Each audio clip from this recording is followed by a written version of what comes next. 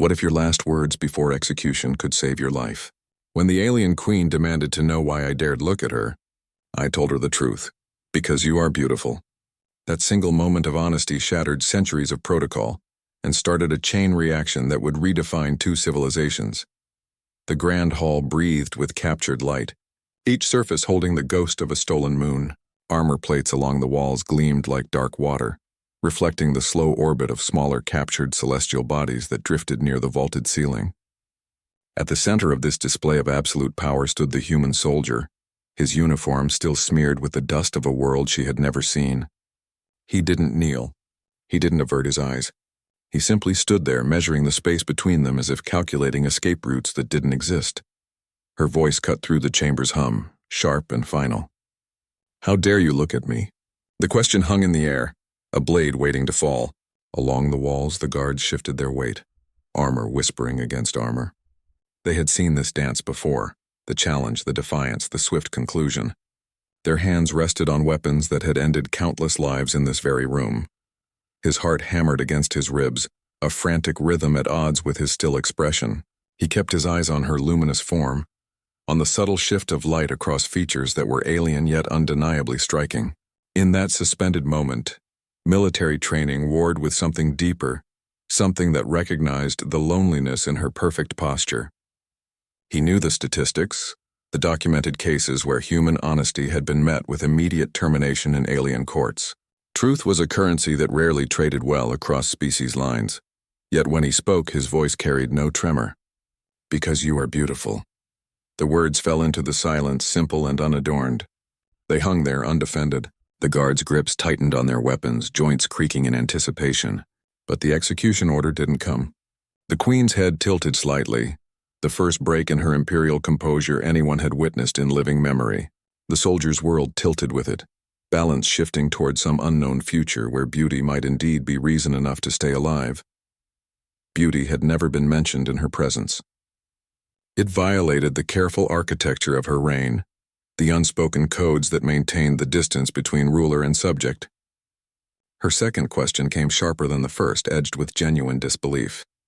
"You think beauty is enough to stay your execution?" The air grew heavier, the suspended moons seeming to slow their orbits. This wasn't casual curiosity anymore. It had become a test, a measure of his entire species' worth. He looked past the crown, past the regal bearing, and the elegant severity of her posture. What he saw was the weight she carried, the invisible burden of millions of lives resting on her shoulders. Her eyes held the fatigue of someone who had made too many difficult decisions, who had borne the consequences of power for longer than he could imagine. In that moment, he understood that honest communication could sometimes cut through even the most rigid power structures when delivered without agenda. His response came without hesitation, a clean and simple truth. "No, I don't expect beauty or anything else to save me." The admission hung between them, more dangerous than any weapon in the chamber. It was the kind of statement that could either end everything or change everything. The guards shifted, uncertain how to respond to this break from established patterns. He continued, his voice steady despite the pounding in his chest. "But if I'm going to die today, I'd rather go out telling the truth." There was no defiance in his tone, only acceptance. He wasn't bargaining for his life or trying to manipulate her. He was simply stating his choice, his final preference if this was indeed his end. A subtle shift occurred in her expression, a relaxation of the perfect control she had maintained for centuries. The sharp edge of her attention softened, as if she were seeing him not as a prisoner or a specimen, but as a person. Her imperial mask developed its first visible crack, revealing the briefest glimpse of the individual beneath the title. The change was almost imperceptible, but in that room full of trained observers, it was as dramatic as a declaration. She didn't speak immediately, her gaze lingering on him with new consideration. The silence stretched, but it felt different now, less like the prelude to execution and more like the beginning of a conversation. The guards eased their stances slightly, responding to the change in atmosphere without explicit command. He remained standing there, waiting, aware that something fundamental had shifted in the dynamics of power between them. Her next words would determine whether this moment became his ending or their beginning. The alarm shattered the moment like crystal breaking. 1,000 sharp tones cut through the throne room, each note signaling a different breach in the palace defenses. The suspended moons trembled in their orbits, their light wavering as emergency protocols activated throughout the structure. Whatever understanding had been forming between queen and prisoner evaporated in the face of this new, greater threat. Her posture shifted immediately from contemplative to command. Eyes that had held curiosity seconds before now scanned the room with tactical precision, processing information faster than any combat computer. She started issuing orders to her guards in that fluid alien tongue, her voice cutting through the chaos with absolute authority. Meanwhile, the human soldier's training took over. His eyes tracked movement patterns at the doors, his body already adjusting stance despite the restraints, where she calculated probabilities and strategic responses. He instinctively read the rhythm of approaching footsteps, the subtle shifts in shadows that signaled flanking maneuvers.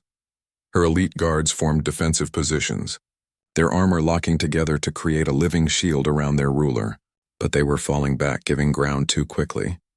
The throne room, designed for ceremony and intimidation, offered terrible tactical advantages to defenders. Too many entrances, too much open space, too many blind spots. The soldier saw what her strategic mind might have missed in those first crucial seconds. They weren't just facing a frontal assault. The pattern of the alarms, the direction of the guard movements, the faint vibration through the floor plates, they were completely surrounded. Their eyes met across the chaos. Her galaxy-filled gaze held his for 3 heartbeats, and in that space past an entire negotiation, she saw the tactical assessment in his expression, the unspoken warning about their position. He saw her rapid calculation of risk versus potential gain.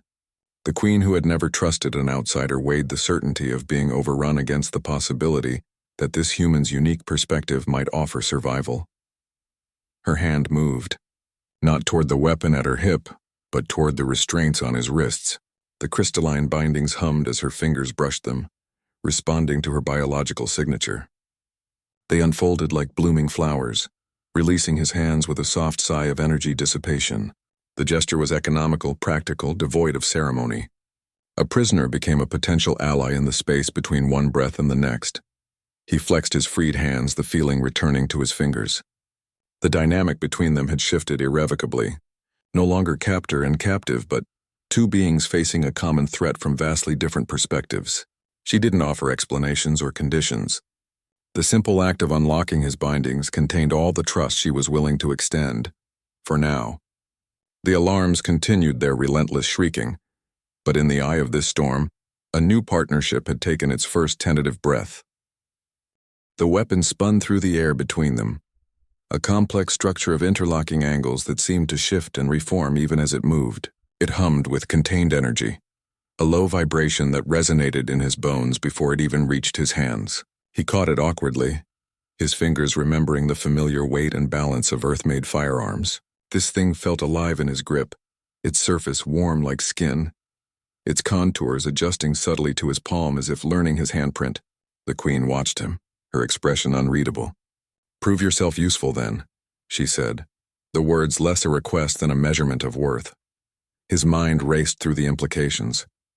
This could be another test, a final evaluation of his intentions before she decided his actual fate. The weapon might be programmed to reject his touch, or perhaps it would betray him at the crucial moment. He knew from training that unfamiliar technology reduced combat effectiveness significantly.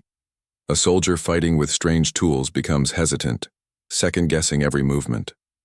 The mathematics of survival were not in his favor. Yet the alternative was certain. Alone, unarmed, trapped between her forces and the invaders rapidly closing in. The corridor beyond the throne room doors echoed with approaching footsteps, a sound that seemed to absorb all other noise in the palace.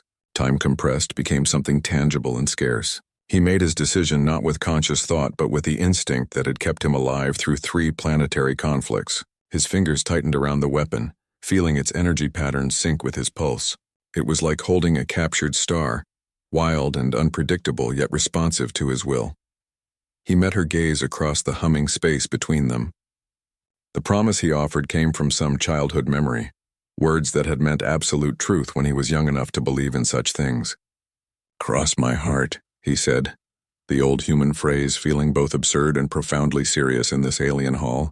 She wouldn't understand the cultural weight of those words, the childhood rituals they represented, but she would recognize the sincerity in his voice. He meant it more than any military oath he'd ever sworn. They moved without further discussion, assuming positions back to back as the first wave of intruders burst through the main entrance. Her energy field expanded around them, a shimmering barrier that made the air taste of ozone. His unfamiliar weapon came alive in his hands, projecting targeting patterns that danced before his eyes. The first shot felt both wrong and perfectly right. The recoil different, the energy discharge leaving tracer patterns that hung in the air. But his aim held true. The intruder fell, and the Queen's barrier absorbed the return fire without wavering. Standing back to back with her felt like anchoring himself to something fundamental. He could feel the subtle shifts of her movement through the contact, could anticipate her defensive adjustments by the change in the energy field around them. The weapon continued to adapt to his fighting style, its systems learning from his instincts even as he learned its capabilities. They became a single defensive unit, her ancient power and his human adaptability creating a combination the invaders clearly hadn't anticipated. The second wave hesitated at the doorway, reassessing the unexpected coordination between species that should have been enemies. In that moment of hesitation, the soldier understood that survival might actually be possible. Not through individual strength, but through this fragile, newly formed alliance. They moved as if they had trained together for years, their actions weaving together in a pattern that felt both instinctive and impossible. Her telekinetic abilities created shimmering barriers that reformed with each impact, energy shields that bent light and distorted space around them. He learned to read the subtle shifts in these defenses, timing his attacks to exploit the moments when her disruptions created openings in the enemy formations. Their combat styles should have clashed, her precise, calculated movements against his adaptive, improvisational responses. She fought like a master conducting an orchestra, every motion deliberate and measured. He fought like a storm, responding to changing conditions with raw instinct honed by survival. The intruders found themselves facing something they couldn't comprehend. Their training had prepared them for the Queen's defensive capabilities, for the disciplined responses of her guards. They had not prepared for this combination of alien precision and human unpredictability. He covered the angles her telekinetic awareness couldn't reach, his human perspective catching movements that fell outside her strategic calculations. She in turn protected areas beyond his physical capabilities, her energy fields intercepting attacks he couldn't possibly see coming. They began to anticipate each other's needs without verbal communication, a silent dialogue conducted through subtle shifts in stance, through the rhythm of their breathing, through the unspoken understanding that developed in the space between heartbeats. Research would later show that such coordinated defense requires nonverbal breakthroughs that typically take years to develop. They achieved it in minutes, their survival depending on this impossible synergy. He would deflect a projectile while she simultaneously reinforced the exact section of barrier that needed strengthening. She would create a distraction with energy fluctuations while he moved to flank the confused attackers. Their rhythm became a living thing, a dance of destruction that neither could have accomplished alone. The intruders began to fall back, their coordinated assault breaking down against this unexpected partnership. Their communications became frantic, confused reports of two combatants moving as one entity. For the first time since the alarms had sounded, the soldier felt something other than desperation. The feeling was unfamiliar, a quiet certainty that they might actually survive this. Not through overwhelming force or individual heroism, but through this fragile collaboration that grew stronger with each passing moment. He found himself anticipating her movements not through conscious thought, but through something deeper, a connection that bypassed language and culture and species. When she needed to concentrate on maintaining a critical barrier, he automatically expanded his defensive perimeter. When he committed to an aggressive maneuver, she created the necessary cover without hesitation. They created a combat rhythm that was entirely new, a synthesis of alien technology and human adaptability, of calculated strategy and instinctive response. The throne room, which had moments before been a death trap, became their battlefield. And they fought not as two separate beings but as complementary parts of a single defensive system. The intruders regrouped at the main entrance, their confidence visibly shaken. They were no longer facing a queen and her prisoner or even a queen and her guard. They were facing something entirely new, a partnership that had discovered its strength in the crucible of shared survival. The soldier adjusted his grip on the alien weapon, feeling its energy patterns sync perfectly with his pulse now, as if it had learned to speak his language too. He took position beside her, ready for whatever came next, knowing they would face it together. Amid the chaos of their defensive stand, his soldier's eye caught the pattern. A console glowed with familiar configurations against the far wall, its interface humming with the distinctive energy signature of coordinated assault systems. He recognized the tactical layout from Earth siege operations, the same clustering of communication nodes, the same redundant backup arrays. It controlled the intruder's coordination, the central nervous system directing their attack. "There," he said, his voice cutting through the clash of energy weapons. "That terminal. It's running their combat network." She followed his gaze, her strategic mind immediately assessing the target's value. Her calculations unfolded differently than his, weighing variables he couldn't perceive. Where he saw an opportunity to disrupt the assault, she mapped the cascade of consequences, the security protocols that would activate, the palace systems that might be compromised during the interruption, the precise window of vulnerability they would face. His earthborn pragmatism focused on the immediate advantage, creating breathing room, breaking the enemy's rhythm.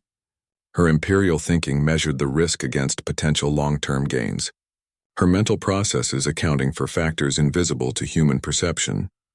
"If we disable that terminal, we might buy ourselves some breathing room," he urged, his words measured against the continuing fight around them. The concept of tactical interruptions creating brief advantages was drilled into every soldier. Those precious seconds when confusion replaces coordination, when initiative can be seized. She didn't immediately agree, her eyes scanning the console's energy patterns as if reading text he couldn't see. The debate between their approaches unfolded in glances and half-formed sentences, each perspective valid yet incomplete alone. Time became their enemy as the intruders reinforced their positions, adapting to the Queen's defensive patterns. Then she demonstrated an approach he hadn't considered. Her hands didn't reach for the console. Instead, her focus turned inward, her telekinetic energy extending toward the machine like invisible filaments. She explained the method in terse phrases, a carefully modulated energy pulse that would disrupt the coordination systems without triggering the security lockouts his physical approach would inevitably activate. His role shifted from primary actor to precision guide, his knowledge of the system's architecture directing her alien power toward the most vulnerable nodes. They combined their methods in a seamless integration of human tactical knowledge and alien capability. His fingers traced patterns in the air, indicating the critical connection points he recognized from Earth technology. Her power followed his guidance, flowing into the machine with impossible delicacy for such raw force. The console's lights flickered in a specific sequence he recognized as system override.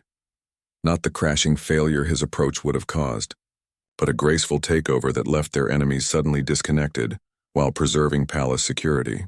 The intruders' coordinated movements faltered, their attacks becoming disjointed, their communication fracturing into confused fragments. The momentary advantage stretched longer than he had dared hope, the system remaining under their control without triggering the catastrophic failsafes. They had created not just an interruption but a transfer of control, turning the enemy's coordination system against them. The breathing room he had hoped for became something more substantial, a tactical superiority that changed the dynamics of the entire engagement. They stood together watching the effects ripple through the battlefield, two different ways of thinking having created a third option neither could have achieved alone. The console glowed with quiet efficiency, now answering to their combined will. The terminal fought back as they attempted to override its core systems, security protocols layered upon security protocols, each more complex than the last, creating a defensive web that seemed to anticipate their every move. The console glowed with warning sigils that shifted and reformed, alien script scrolling too fast for human eyes to follow. They needed to overload the system completely to force a shutdown that would break the intruder's coordination, but doing so without triggering the fail-safes required surgical precision. One wrong sequence, one miscalculated energy surge, and the entire palace would lock down, sealing them in with their enemies, trapping them in a fortress-turned-prison. He proposed a human solution, a brute force energy redirect that would flood the system with power until it collapsed under the overload. She immediately recognized the danger in his approach, calling it dangerously crude, a primitive method that would almost certainly activate every security measure they were trying to avoid. Her assessment wasn't criticism but factual analysis. Their technologies operated on fundamentally different principles, their approaches to problem-solving shaped by different evolutionary paths. Where human engineering often favored overwhelming force, her civilization had perfected subtlety and precision. She countered with an alien technique, a method that required manipulating energy at the quantum level with timing so precise that even her most advanced systems struggled to maintain it consistently. It demanded a control over molecular vibration that was beyond human capability, a synchronization with the machine's energy signature that required biological interfaces his body simply didn't possess. They stood at an impasse, two valid approaches that couldn't work alone, the console between them humming with increasing intensity as the intruders adapted to their previous maneuvers. They found the solution in combination rather than compromise. His redirect pattern provided the raw power needed to overwhelm the system's defenses, while her precision execution shaped that energy into the specific frequencies required to bypass the security protocols. It wasn't a blend so much as a conversation between technologies, each approach compensating for the other's limitations. His hands guided the energy flow while her telekinetic focus sculpted it, their efforts merging into something neither could have achieved alone. The console began to protest the intrusion, its surface growing hot to the touch, thin tendrils of smoke rising from its ventilation ports. Lights flickered erratically across the interface, patterns forming and collapsing too quickly to track, the air filled with the scent of overheated components and ozone, the sound of straining systems becoming a high-pitched whine that grated against the senses. For 3 heartbeats that felt like eternity, they didn't know if they had succeeded or doomed themselves. The console seemed to hang between states, its fate uncertain, their gamble balanced on the edge of catastrophic failure. Then the palace plunged into absolute darkness, every light source extinguishing simultaneously, every system falling silent. The sudden absence of sound felt heavier than the previous chaos, the complete blackness more startling than the battle's violence. Their gamble had worked. The overload had taken down the enemy's coordination systems without triggering the palace's security lockdown. In the perfect darkness, he could feel her presence beside him, could hear the soft rhythm of her breathing. The immediate threat had been neutralized, but they both knew this was only a temporary victory. The intruders were still in the palace, and now they were all fighting in the dark. In the absolute darkness, her hand found his arm.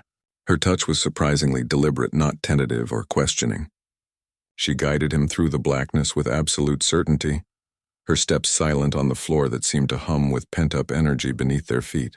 They moved away from the sounds of confused conflict still echoing through the palace halls, turning down a corridor that felt different, the air cooler, the silence deeper. A doorway responded to her presence without visible mechanism, sliding open to reveal a chamber glowing with its own soft, internal light. This was no simple hiding place. The air itself vibrated with ancient power, heavy with the weight of preserved knowledge. The sanctuary revealed itself as a fusion of biology and technology that defied everything he knew. Living crystalline structures grew from the walls and ceiling, their branching forms supporting and interwoven with sleek consoles that pulsed with gentle light. The room breathed, its light patterns shifting in rhythms that felt organic, primal. Data flowed along organic conduits like sap through trees, while machine components hummed in harmony with the chamber's natural resonance. She had brought an outsider into the most secured territory of her civilization, a risk no ruler had ever taken. The tension of that decision hung between them, unspoken but understood. He stood motionless, taking in the incredible sight. His soldier's eyes, trained to assess tactical value and structural weaknesses, instead recognized the profound artistry in the design. This was a civilization that saw no division between the beautiful and the functional, that built its most important places as living systems, rather than sterile machines. He admired not just the technology but the philosophy behind it, the worldview that could create such harmonious integration. She watched him process the room, her usual impenetrable expression softening slightly. No outsider had ever stood here, and none had ever understood what they were seeing with such immediate comprehension. Outside the sanctuary, the sounds of pursuit continued, muffled by the chamber's dense walls. But inside they existed in a pocket of stillness, a temporary haven from the violence. The shift from frantic action to this quiet expectancy altered the space between them. The urgency of combat faded, replaced by the slower, more dangerous currents of two people truly seeing each other for the first time. The roles of queen and prisoner, ally and temporary partner, began to dissolve in this space that felt outside normal time. He turned from examining the room to look at her. The defensive tension had left her shoulders, replaced by a contemplation that made her seem both more approachable and more formidable. They shared their first conversation without weapons in hand, without immediate threat hanging over every word. His question was simple, acknowledging the extraordinary trust she had shown. Her answer was equally direct, an admission that circumstances had rewritten the rules she had lived by for centuries. The humming chamber seemed to listen, its light patterns shifting as if reflecting the new understanding forming between them. They spoke of practical matters, what came next, how to proceed. But beneath the words flowed the unacknowledged current of something being built between two people who had been enemies hours before. The sanctuary had given them more than protection. It had given them the space to become something new. The humming chamber seemed to invite confidences, its organic light patterns pulsing in time with their breathing. He broke the silence with words that felt both too small and too large for the space between them. My planet has seen its share of conflicts. The understatement hung in the air, weighted with everything he wasn't saying. The memories of burned cities, the faces of fallen comrades, the taste of fear that never quite left his mouth. He knew the danger in sharing this history, the way personal details could become weapons in the wrong hands. Yet the sanctuary's atmosphere seemed to demand honesty, to reward vulnerability with understanding rather than exploitation. Not always for glory, he continued, his gaze fixed on the shifting light patterns along the wall, but sometimes just to see another sunrise. The admission felt like laying down a weapon he'd carried for years. He spoke of survival as the fundamental currency of his existence, the driving force behind choices that looked like aggression to outsiders. His words painted a picture of humanity not as conquerors but as desperate survivors on a planet that had known too much war, too much loss. The regal facade she had maintained since their first meeting began to soften at the edges, her posture losing some of its imperial rigidity. Her response came not as a ruler's assessment but as a person's recognition. She admitted the relentless burden of protecting millions, the way that responsibility had cost her any semblance of personal life. Her voice held no self-pity, only the measured tone of someone stating facts they had lived with for too long. Every decision carries the weight of civilizations, she said, and for the first time he heard the fatigue beneath the authority. The distance between queen and prisoner dissolved completely in that moment, replaced by the simpler, more profound connection of two people who understood the cost of leadership. They were no longer archetypes or representatives of their species, just two beings sitting in a humming room, carrying the weight of their respective worlds on their shoulders. Her galactic empire with its crystalline spires, his blue planet with its wounded beauty, both demanded sacrifices that few could understand. The caricatures of their roles faded in the sanctuary's gentle light, replaced by the more complicated truth of individuals who had chosen duty, but still remembered what it cost them. In that shared space, they recognized the same longing beneath their different circumstances, the desire for meaning that transcended mere survival or duty. His fight for another sunrise mirrored her struggle to create something lasting beyond the next political crisis. The silence that followed their exchanged confessions felt different from before, not empty but full of understanding. The humming of the chamber seemed to underscore this new connection, its rhythm speaking a language older than both their civilizations. They sat there not as queen and soldier, not even as allies, but as two people who had unexpectedly found someone who understood the weight they carried. The sanctuary had given them more than safety. It had given them the space to set down their burdens, if only for a moment, and see each other clearly. The sanctuary's display screens flickered to life, showing external sensor feeds that made the previous assault seem like a minor skirmish. Massive siege machines moved into position around the palace, their scale dwarfing the combat units they had been facing.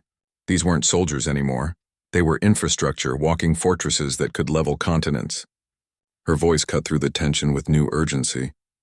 "They've brought siege machines. The words landed heavily in the humming chamber, changing everything in an instant. He automatically shifted position, placing himself between her and the main entrance as if his body could somehow protect against planetary-scale weaponry. The gesture felt absurd even as he made it, a human instinct utterly inadequate against the threat unfolding on the screens. His training had covered urban combat, ship-to-ship engagements, even planetary invasions, but nothing had prepared him for weapons of this magnitude. The rules had changed completely. They were no longer fighting for control of a palace, but for survival against forces designed to dismantle worlds.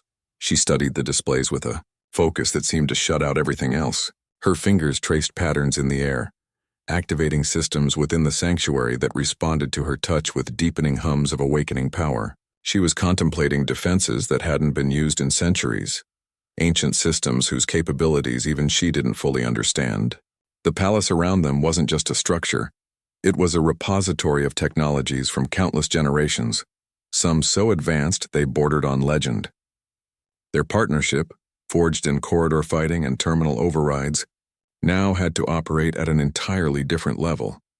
He watched her assess options that were beyond his comprehension, realizing they had reached the point where trust would need to extend to sharing the deepest secrets of their respective civilizations. His knowledge of human military strategy, of siege warfare and planetary defense, might provide pieces to a puzzle only she could see complete. Her understanding of technologies that manipulated reality itself could turn the palace into something more than a target. It could become their greatest weapon. The decision formed between them, without need for lengthy debate. Their shared glance acknowledged the leap of faith required, the surrendering of secrets that could be used against their peoples if betrayed. She began accessing control interfaces that flowed like liquid light, her movements swift and certain. He provided the human perspective she lacked, describing Earth's approaches to overwhelming force, the patterns of siege warfare that might predict their enemies' next moves. Together they started the process of waking the palace's oldest defenses, turning the ancient structure from a place under attack to a weapon being aimed. The sanctuary's energy patterns intensified, the organic-machine hybrid systems responding to their combined commands. Sections of the palace that had been dormant for generations began to stir, their awakening sending vibrations through the very foundations. He could feel the shift in the air, the gathering of power that promised either salvation or catastrophic failure. They stood together before the glowing displays, watching the siege machines position themselves for the final assault. The Queen's hands moved with purpose, her alien technology responding to her will, while his human insight helped shape the strategy that would determine their survival. The palace around them was changing, becoming something alive and dangerous, a sleeping giant rousing itself at their command. They had chosen to risk everything on technologies and strategies neither fully understood, bound together by trust forged in combat, and the shared realization that conventional methods would mean certain defeat. The siege machines outside continued their methodical positioning, unaware that their target was transforming from victim to adversary. The central core responded to her touch like something alive, its surface rippling beneath her fingers as if recognizing its true mistress after generations of silence. She channeled energy into systems that had slept for centuries, her concentration absolute as ancient circuits began to glow with gathering power. The risk hung heavy in the air. This technology hadn't been tested in living memory, its capabilities and dangers equally unknown. Dormant systems could destabilize the palace itself if awakened improperly, turning their sanctuary into a tomb. Around them, the palace began its transformation.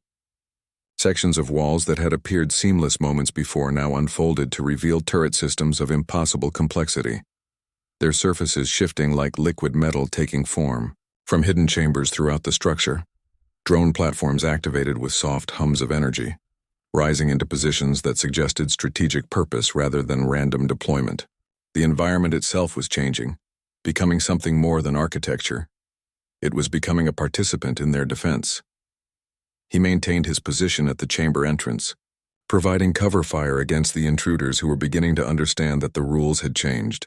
His human weapon felt inadequate against the scale of what was awakening around them, but his role had shifted from primary defender to guardian of the activation process. She needed time and focus to wake these ancient systems, and he would ensure she had both. The research he vaguely recalled suggested that forgotten technology often carried unforeseen risks. That systems created by long-dead engineers might behave in ways modern understanding couldn't predict.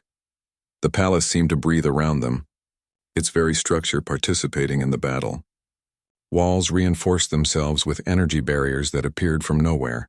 Platforms moved to create new defensive positions, and the architecture itself seemed to anticipate the intruders' movements. For a moment, the building felt less like a construction and more like a living entity making its choice, aligning itself with those who would defend rather than destroy it. The tide was turning not through their efforts alone, but through the awakening of history itself, through technologies that remembered their purpose even after generations of sleep. The resolution came not as a dramatic event, but as a gradual realization. The home they fought for was now fighting alongside them, its ancient systems integrating with their efforts to create a defense neither could have achieved alone. The intruders found themselves facing not just two determined individuals, but the accumulated defensive wisdom of centuries, all directed with modern purpose. The palace had become more than shelter. It had become an ally, its very stones and systems now committed to their survival. The soldier felt the shift in the battle's rhythm, the way the environment now worked with them rather than simply containing them. Cover appeared where none existed before. Sightlines cleared at precisely the right moments, and the intruders' advances met unexpected resistance from the structure itself. They were no longer defending a position but working with one, their efforts amplified by the awakened intelligence of the palace. The ancient technology had chosen its side, and in doing so, had given them a fighting chance against impossible odds. They reclaimed the palace corridor by corridor, the awakened systems working in perfect concert with their efforts. Walls moved to create cover where none existed before. Platforms rose to provide strategic vantage points, and the very architecture seemed to anticipate their needs. The mercenaries fell back in confusion, their disciplined assault breaking against defenses they couldn't comprehend. They had trained for combat against fixed positions and predictable responses, not against an environment that actively fought back. Their communications crackled with frustrated reports, the certainty of their earlier advance replaced by growing uncertainty. The advantage felt tangible but temporary. He moved behind cover provided by shifting walls that responded to her telekinetic guidance, each barrier forming exactly where and when he needed it. His human instincts for urban combat merged with her control over the palace's systems, creating a synergy that multiplied their effectiveness. He knew from experience that environmental advantages in combat typically lasted only minutes before trained forces adapted. The clock was ticking, each passing second bringing the invaders closer to understanding how to counter the awakened defenses. She read the battle through the palace's sensor network as if it were an extension of her own nervous system. Information flowed through the organic machine interfaces, giving her awareness of the entire engagement area. She could sense troop movements 3 levels below, could track energy signatures approaching from the western corridors, could feel the strain on defensive systems as the invaders tested their limits. Where he saw immediate tactical opportunities, she perceived the broader strategic picture, her mind processing data streams that would overwhelm human perception. They fought not as separate entities but as complementary aspects of a single strategy. His ground-level perspective identified immediate threats and opportunities that her elevated awareness might miss. Her comprehensive view prevented them from being flanked or overwhelmed by forces he couldn't see approaching. The sense of destiny expanded beyond their personal survival to something larger, the preservation of her civilization's knowledge and history against those who would destroy it. The palace had become more than a building. It was a repository of millennia of achievement, and they had become its guardians. For the first time since the siege began, victory felt like a real possibility, rather than a desperate hope. They were achieving what neither could have accomplished alone. Her ancient technology and strategic wisdom, combined with his human adaptability and combat experience, created something entirely new. The invaders continued to fall back, their coordination breaking down against defenses that seemed to anticipate their every move. Corridor by corridor, chamber by chamber, they reclaimed the palace, their progress measured in the fading sounds of conflict and the restoration of control. The resolution came not as a dramatic climax, but as a gradual realization of what they had built together. They stood in a recently secured corridor, the palace's systems humming with satisfied efficiency around them. The immediate threat had been neutralized, the invaders either captured or retreating. They had done the impossible, turned certain defeat into victory through a partnership that transcended species and technology. The soldier looked at the queen, seeing the same realization in her eyes. They had created something new in that battle, a way of working together that might just change everything between their peoples. The palace around them felt different now, not just a structure they had defended, but a place they had saved together. With the palace secured but fundamentally compromised, they moved toward the docking bays with urgency that belied their exhaustion. The structure around them bore the scars of battle, scorched walls, damaged systems, the lingering scent of energy weapons and ozone. They couldn't stay, not with the palace's defenses partially activated and its location known to hostile forces. The temporary victory had bought them time but not safety. Pursuit continued in the form of scattered skirmishes, remnant forces still trying to complete their mission, despite the overall failure of the assault. Exhaustion pulled at them both, making movements feel heavy, reactions slightly delayed. His soldier's training warred with the fatigue that blurred his vision at the edges. Her regal composure showed subtle cracks, the strain of channeling ancient systems evident in the slight tremor of her hands. Research would later confirm what they felt instinctively, that escape under such fatigue conditions dramatically increases error rates, turning simple tasks into potential catastrophes. Every step required conscious effort, every decision carried the weight of their depleted reserves. He voiced the question that acknowledged everything that had changed between them. Where to now? The words weren't directed at a superior but spoken to an equal, to a partner who held knowledge he didn't possess.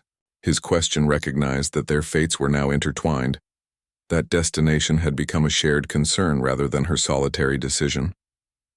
The simplicity of the query contained layers of meaning: trust, partnership, the acceptance of a future they would face together. Her answer came not as imperial decree but as collaborative strategy. She described a remote outpost on the edge of neutral territory, a place that offered both temporary safety and strategic advantage.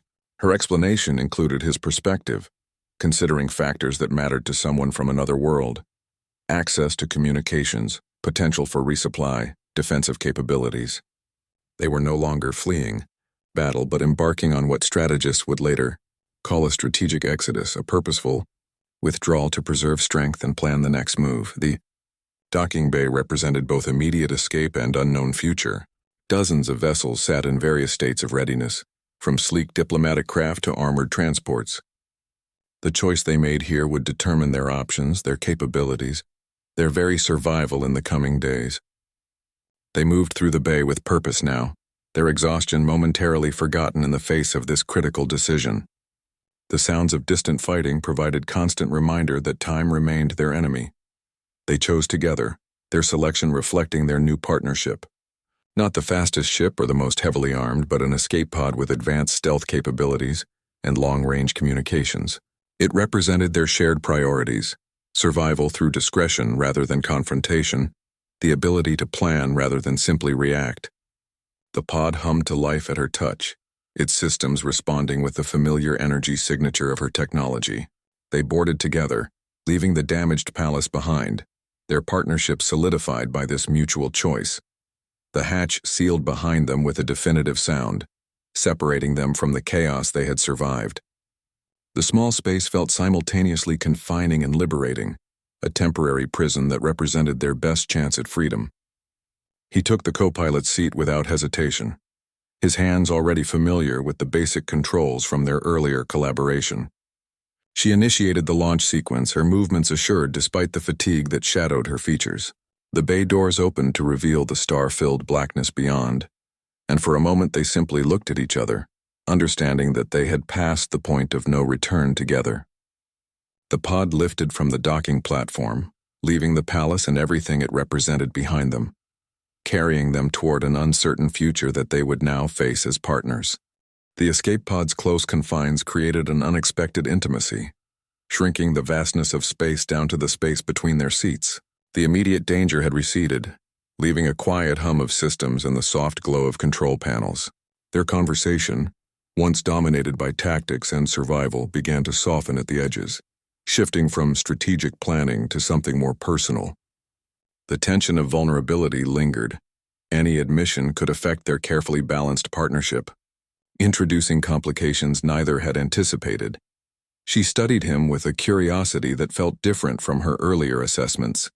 This wasn't the clinical observation of a ruler evaluating a subject, but the genuine interest of someone seeing another person for the first time. She noted the way his hands rested on the console, the human simplicity of his gestures, the quiet intensity in his eyes when he wasn't focused on immediate threats. The confined space accelerated this connection, stripping away the layers of protocol and position that had defined their interactions until now. He recognized in her something worth protecting, beyond mere survival or strategic advantage. It wasn't just her position or power that compelled him, but the individuality beginning to emerge now that immediate crises had paused. Their conversation drifted from navigation coordinates to personal reflections, from enemy movements to questions about their respective worlds. The stars outside the viewport became a backdrop to this growing connection, their cold light contrasting with the warmth building inside the pod. Laughter surprised them both when it came. A short, genuine sound that felt unfamiliar in the context of their journey. It emerged from a moment of shared understanding, a slight miscommunication about human humor that turned into something delightful rather than frustrating. The sound echoed in the small space, breaking the remaining barriers between them. For that moment, they were no longer queen and soldier, no longer representatives of their species, just two people finding unexpected common ground. They admitted their mutual fascination without compromising the seriousness of their situation. He spoke of the compelling complexity he saw in her leadership, the way she balanced immense power with thoughtful deliberation. She acknowledged the intriguing contradiction of his humanity, the combination of rugged practicality and underlying idealism that defied her previous understanding of his species. These admissions didn't weaken their partnership, but deepened it, adding a personal dimension to their strategic alliance. The escape pod continued its journey through the silent expanse, carrying them toward uncertain destinations. But inside that small space, something significant had shifted. They had moved beyond the roles assigned to them by circumstance, discovering the individuals beneath the titles. The connection they had forged in battle was now tempered by genuine understanding, creating a bond that felt both unexpected and inevitable. The stars outside continued their ancient patterns, unaware that within one small craft, two beings from different worlds were finding common ground in the vast emptiness between stars. Their journey was no longer just about escape. It had become about discovery. He described Earth with the detail of someone who had memorized its beauty from orbit and from memory, his words painting pictures that transcended the small escape pod, the blue oceans that spread across the surface, the green forests that covered continents, the mountain ranges that carved their way through landscapes he still dreamed about. She listened, her alien eyes reflecting the star-filled viewport but seeing the world he described through his voice, through the affection that colored every description. The tension existed beneath the surface. Sharing such intimate knowledge of his homeworld created vulnerability, gave her strategic information that could be used against his people. Yet he continued, trusting that this exchange meant something different. He spoke of sunrises over mountains he had climbed, the way light would break across peaks and valleys in patterns that changed with the seasons. He described cities at night, the scattered gems of human civilization glowing against the darkness, each light representing lives being lived below. His words carried the weight of personal experience, of memories formed on that world, of moments that defined his understanding of beauty and home. This wasn't strategic intelligence, it was personal testimony, the kind of sharing that builds bridges between cultures that might otherwise remain strangers.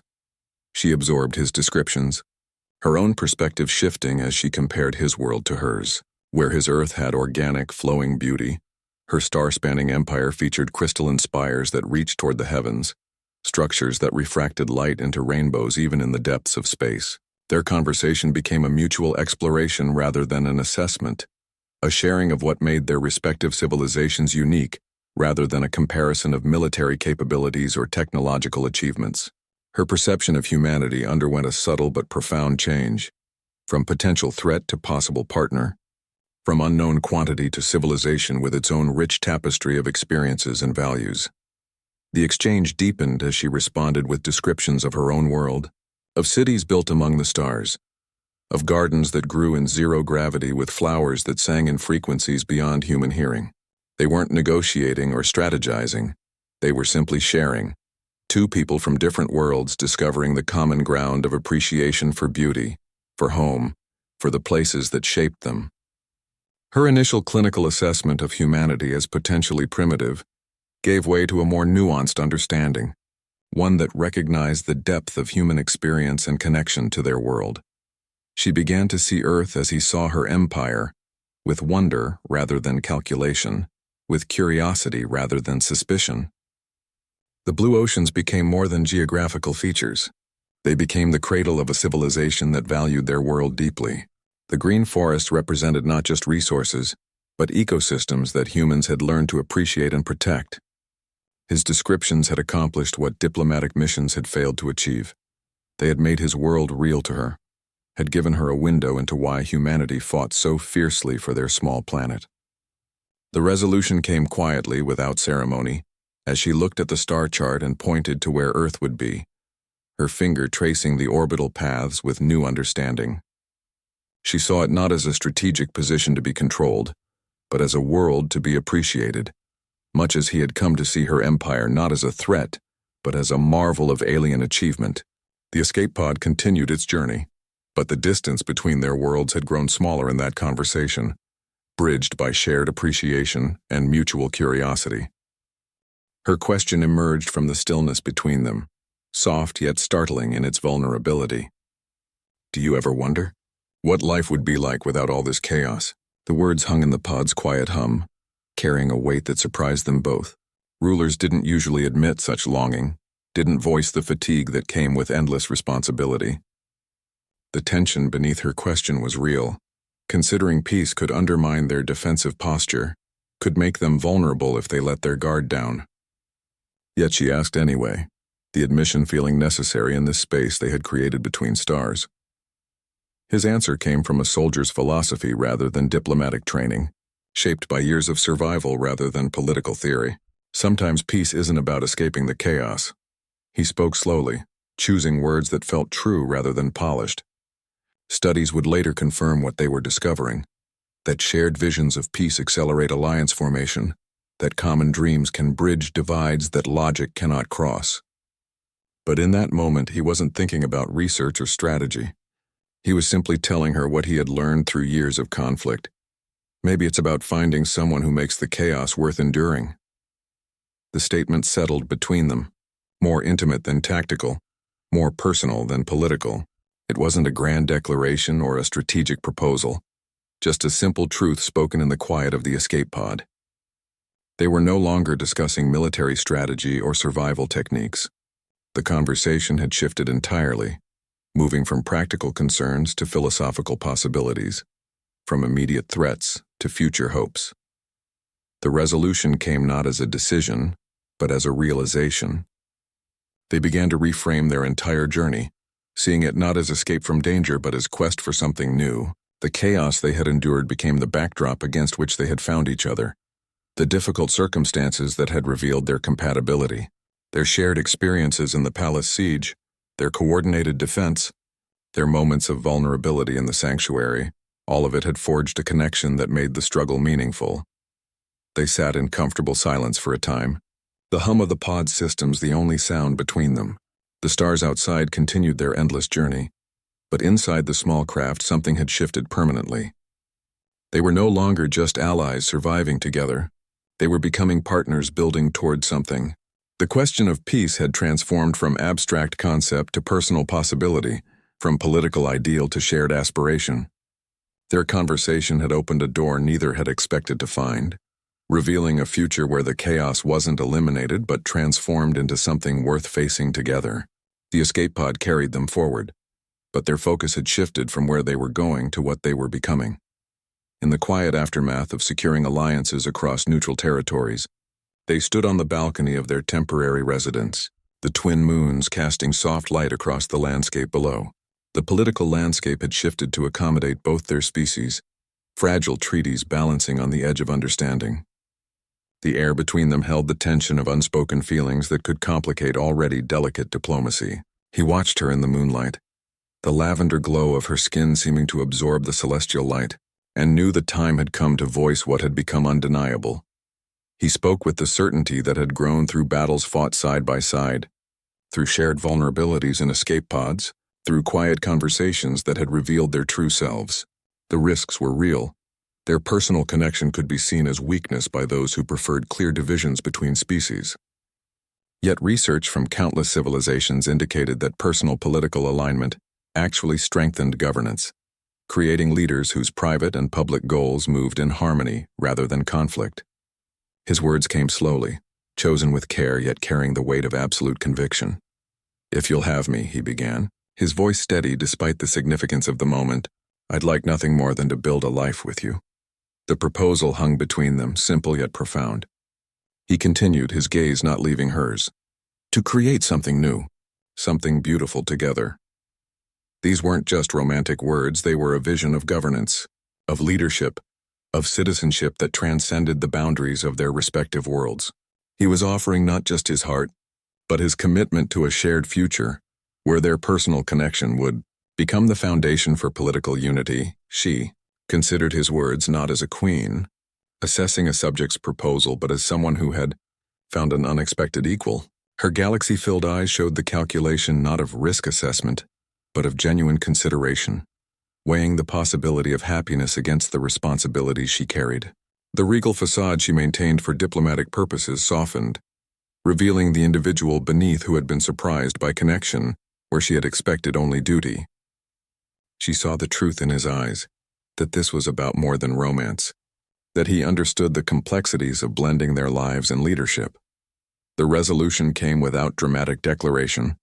In the quiet understanding that passed between them, they committed to a future where personal and political would align, where their relationship would become both private foundation and public example.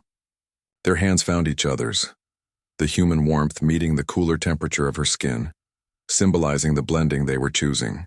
The twin moons continued their path across the sky, witnesses to the moment when two leaders decided to build something new together. Their partnership would no longer be just about survival or alliance. It would be about creating a legacy that honored both their peoples while building something uniquely their own. The delicate balance of interstellar diplomacy suddenly felt less fragile, strengthened by this personal commitment that promised to make their political alliance more resilient, more meaningful, and ultimately more successful because it was built on genuine connection rather than mere necessity. Beneath the twin moons that cast their interwoven light across the ceremonial grounds, their wedding unfolded as a deliberate fusion of two worlds. The arch above them wasn't carved from stone or molded from metal, but grown from living crystal infused with earth oak, its branches supporting delicate alien flora that shimmered with natural luminescence. They stood at the intersection of traditions, her gown woven from starlight-responsive threads that shifted colors with the moon's movements, his uniform tailored with alien fabric but cut in human military style.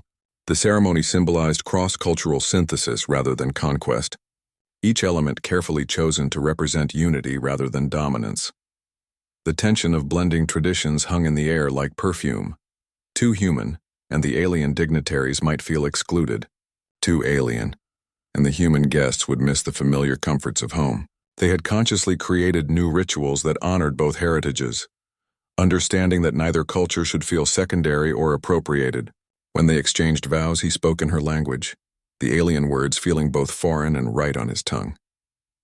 She responded in English, her accent softening the harsh edges of human speech into something melodic. The exchange rings weren't metal bands but living vines that would continue to grow around their fingers, symbolic of a relationship that would keep evolving. Laughter, genuine and unforced, echoed through the palace halls that had known only solemn protocol for centuries.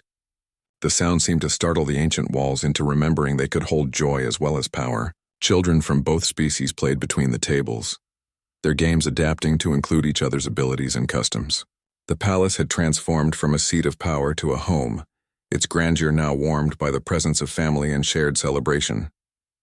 The scent of alien blossoms mixed with earth roses, creating a fragrance that was entirely new yet familiar to both cultures. Their union came to represent unity, kindness and resilience in equal measure, not a political alliance masking as romance, but a genuine partnership that strengthened both their leadership and their personal lives. The Empire's legacy visibly shifted during that ceremony, the emphasis moving from conquest to lasting harmony, from separation to integration. What began as a strategic partnership had grown into something that redefined what galactic civilization could be. Not a hierarchy of stronger species dominating weaker ones, but a network of cultures learning from each other. As they moved through the reception, hand in hand they stopped to speak with guests from dozens of worlds, their attention making each person feel seen and valued. He translated human customs for alien visitors, explaining the significance of the cake cutting, the first dance, the toasts. She in turn helped human guests understand the meaning behind the light offerings, the orbital alignments, the telepathic blessing ceremony. They moved between their peoples with ease, their comfort in both worlds making everyone else more comfortable too. The resolution came not with pronouncements or declarations, but with the quiet understanding that passed through the assembled guests as they watched this cross-cultural union. Their partnership had become a living example of what was possible when species looked beyond differences to find common ground. The twin moons reached their apex overhead, their light blending perfectly on the couple standing at the center of it all, symbolizing the balance they had achieved between their worlds. The celebration continued around them, but in that moment, they represented something larger than themselves, the possibility of a galaxy where diversity became strength rather than division. 5 children moved through the palace halls, their small forms embodying the union of 2 lineages. They carried the human soldier's resilient spirit and the alien queen's elegant bearing, their very existence a living symbol of cross-species unity. They grew between worlds, fluent in both Earth languages and alien communication, comfortable in environments that would challenge single heritage beings. The family became a testament to what their parents had achieved, not through force or diplomacy alone, but through genuine connection that transcended biological differences. Raising cross-species children presented challenges neither parent could have anticipated. Their biological needs differed. Their developmental milestones followed separate timelines. Their emotional responses reflected both heritages in unpredictable ways. They blended parenting approaches, combining human nurturing practices with alien educational methods, creating a hybrid upbringing that honored both cultures. When one child struggled with human emotional regulation, they incorporated telepathic calming techniques from her tradition. When another showed difficulty with alien spatial reasoning, they used Earth-based puzzle solving to build those skills. Research would later confirm what they observed daily, that cross-species children often develop enhanced adaptability, their dual heritage providing cognitive flexibility that single-origin beings lacked. Their children moved between human and alien social contexts with ease, intuitively understanding cultural nuances that baffled diplomats. This adaptability became their greatest strength, allowing them to navigate complexities that would have divided previous generations. The palace, once a symbol of absolute power, now stood as a beacon of hope and possibility. Its halls echoed with children's laughter instead of solemn ceremonies. Its rooms held family gatherings rather than strategic meetings. The transformation felt organic, natural, as if the ancient structure had been waiting centuries for this purpose. True power revealed itself not in military might or political control, but in the connection between former ruler and soldier.